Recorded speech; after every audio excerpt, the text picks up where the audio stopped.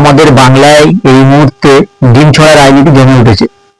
আগামী দিনে আবারও এরকম পরিস্থিতি তৈরি হবে কিনা জানি না।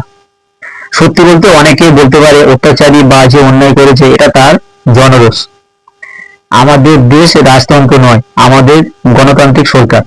নির্বাচনের মাধ্যমে সরকার আসবে যাবে, তাহলে এভাবে আইন হাতে তুলে নিয়ে ডিম বা পাথর ছোঁড়া যদি চলতে থাকে সরকার পাল্টানোর সাথে সাথে, তাহলে আগামী দিনের দেশের রাজনীতিতে কোনো ভালো মানুষ কি আসতে চাইবে?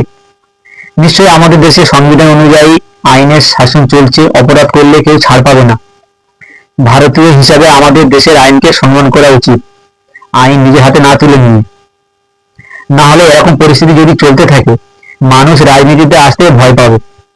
অবশ্যই আমাদের দেশের আইনকে সম্মান করতে হবে। বিশ্বাস করুন, কালকে যখন সোশ্যাল মিডিয়ায় দেখছিলাম কোথাও যেন মনে হচ্ছিল এরকম রাজনীতি আমাদের পার্শ্ববর্তী দেশে দেখতে পাই। একদল ক্ষমতায় থাকলে বিরোধী দলের প্রাক্তন প্রধানমন্ত্রী সহ নেতারা দেশ ছাড়া হয়।